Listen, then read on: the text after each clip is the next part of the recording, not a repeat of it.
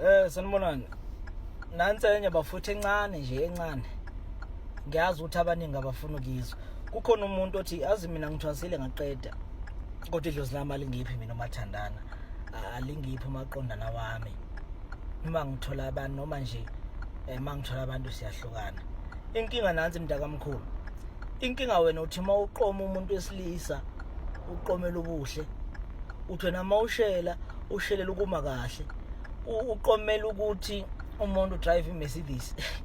Uqomela ukuthi umuntu uhamba ngeRange Rover. Bese uyakhohlwa ukuthi idlozi lifuna umuntu ozokuphatha kahle enhlizweni yakho. Umcebo into enoyikhanda seninobabili. Uyabona?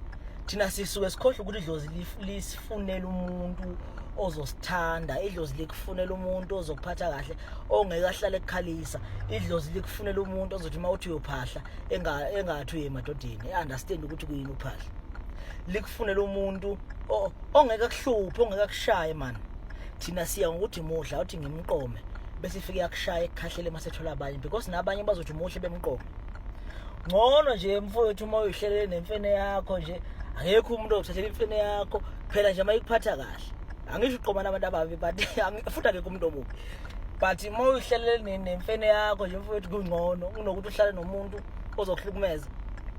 Uhlala nomuntu ongeke kuphathe kahle inhliziyo yakhe ihlala ibalisa. Idlozi alifuna inhliziyo ehlala ibalisa njalo. Mawuhlala uthela ngenyembe idlozi igcina selihlehla kuwe ngoba uyangcolisa. Balisa but bese uba nelimit. Ubuye bese uyathokozisa kulo. Ukubonga ukuphila edlozini. Asiyekeleni ukubuka ukuthi umuntu drivani, asiyekeleni ukubuka ukuthi umuntu muhle yini, asike samukeleni ukuthi lo muntu uzongiphatha kahle. Then uma singenza njalo mhlambe sonke singabathola omaqondana because manje umuntu ukhala uthi mina anginandoda kodwa ngathwasa idlozi ngiyalenzela into zalo. Cha, ingoba wena ile ndoda idlozi lithumela kuwe ithi mayifika bese uthi umuntu nje umuntu ohamba ngenyawo umuntu ongenamali uzongenzani bese iqala lapha inkinga. Ingakho kuzohlala uwedwa nje kanjalo futhi nje hayi bye bye.